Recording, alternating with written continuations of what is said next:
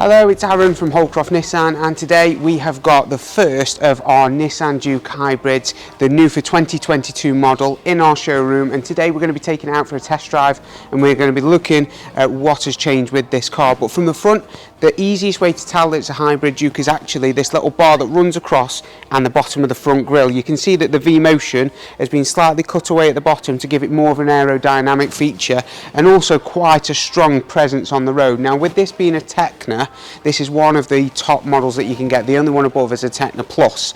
So from the front you can see we've got the full LED daytime running lights with the indicators, and then just down here you've got the full LED headlamps too.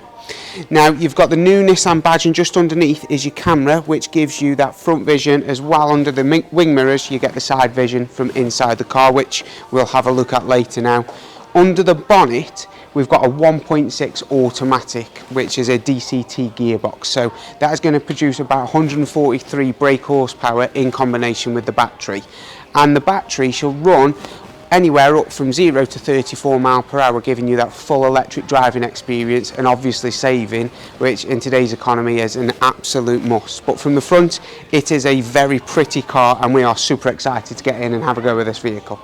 From the side we still get the 19-inch wheels, which have been seen all the way through the JUKE Tecna in this model and the previous model year, but it is slightly different on the end connector and also on the Tecna Plus, but they are a beautiful alloy and they've got quite a strong presence next to the road.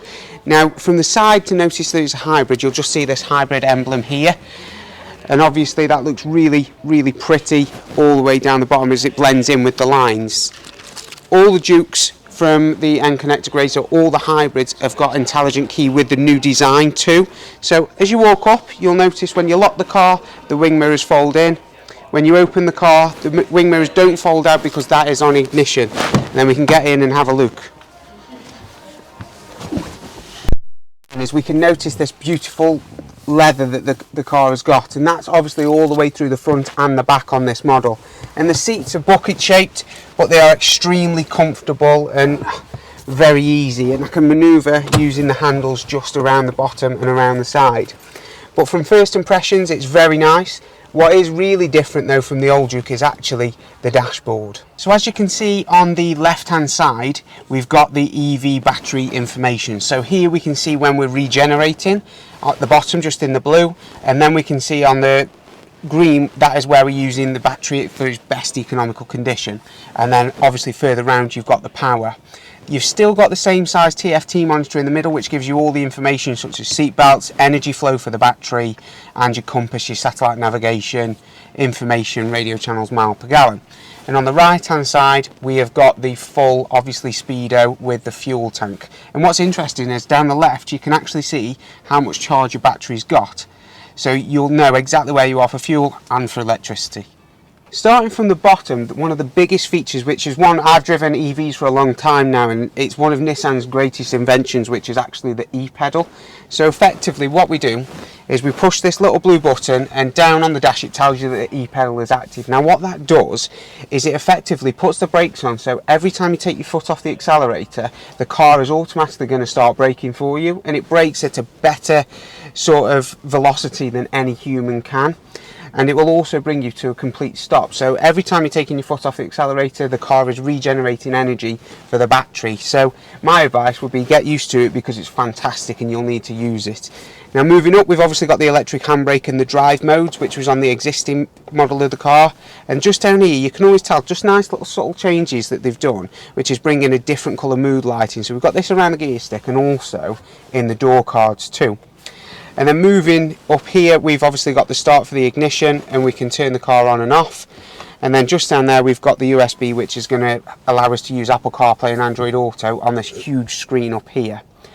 But just before we get up there, down here we've got the climate control system. So we've got automatic climate control, and both the front and passenger seat, front driver and passenger seat, are heated with 2 settings.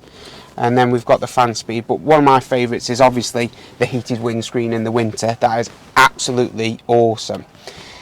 We do now have an EV button, so when we go out for a spin we're going to see exactly what that does, but that is basically going to make it so that the car is always thinking about being in that EV mode as much as it can to give you the most out of that battery.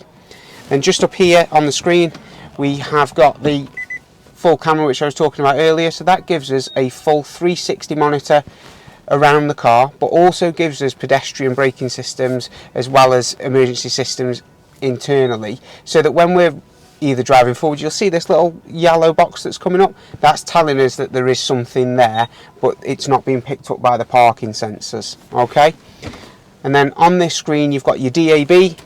You also have your satellite navigation, which is your maps, which is powered by Nissan Connect, and we've also got our Bluetooth controls too, which then go onto the steering wheel.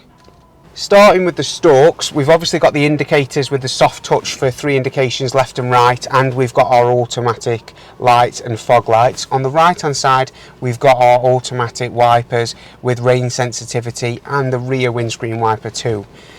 On the steering wheel we've obviously got the new emblem, but on the left hand side we've got the monitor to change and use the TFT screen, volume for the radio, and also change your radio station or change your track if you're using USB. But on the right hand side is something pretty magical. It's a technology called Nissan ProPilot. Now you might ask or think, what is ProPilot? And essentially it is the car being able to semi-autonomously drive. Now I use it absolutely everywhere I go, but effectively the easiest way to describe it is the car will keep you in the lane and it will also monitor the vehicle in front. So if the car in front is doing 70 and you're programmed in to do 70, the car will maintain 70, but if that car slows down, it's going to slow down within a safe distance to keep that distance in between you and them. But if they go above 70, the car isn't going to go above whatever you set it at, and it is absolutely incredible. And then just underneath you've got your voice controls and commands for your infotainment system, and you can answer and end your calls. The Juke has been widely known as a family car, and Nissan have learned from past experiences, because the first generation didn't necessarily have the biggest of boots, but on this one the boot has been brought in to give you a much deeper space. So it's just over 450 litres, which is going to be absolutely plenty for all of your family needs. And obviously with this being the hybrid, you get the hybrid logo just there. One of my favourite parts in the back is just the design of these seats, because it's got the all-round Bose system. We've got the speakers just here in the headrests of both driver and passenger, and obviously we've got that sound system in the back too, so it sounds absolutely awesome when we're driving along, and I must admit it's a very comfortable and nice place to be.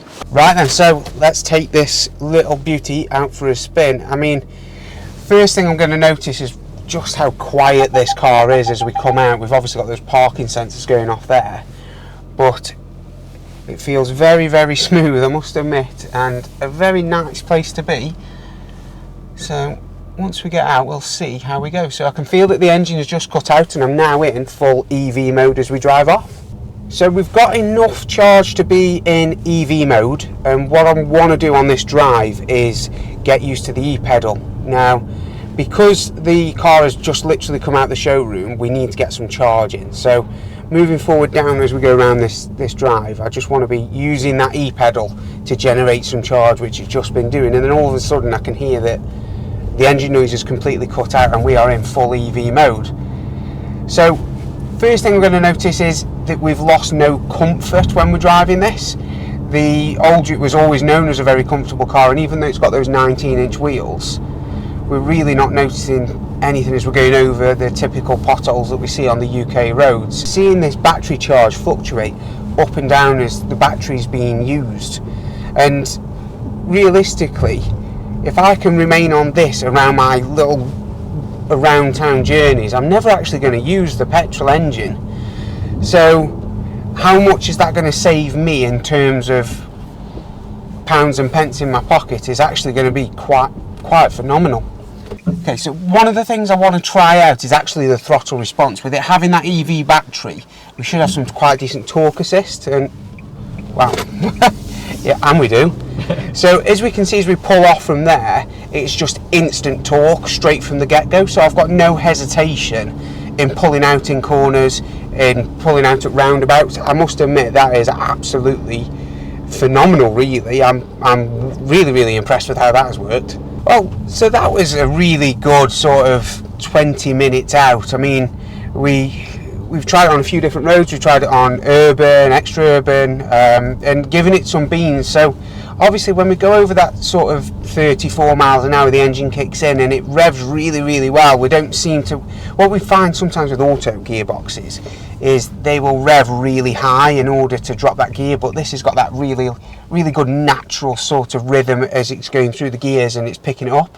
And we did try the kick down, which obviously there's just a little button underneath the accelerator, and what that does is it's going to give us that opportunity when we want to overtake, because an automatic can't necessarily understand that you're going to want to overtake in a couple of seconds. That's what that kick down is there for. So we hit the bottom of the accelerator, kick down kicks in, we drop a gear and around we go. And I must admit, from first impressions, I am very, very impressed. And that is the first time that I have ever driven the JUKE Hybrid. I unfortunately wasn't able to go to Alicante, but I must admit I am absolutely mesmerised by how this engine works and by how the transitions from electric to petrol are. It's absolutely phenomenal, and quite clearly it's going to be a very popular car, especially with the uptake that we've already seen before this car has even got here. So if you are interested in this car, please give one of our 3 branches a call at either Hanley, Crewe or Northwich.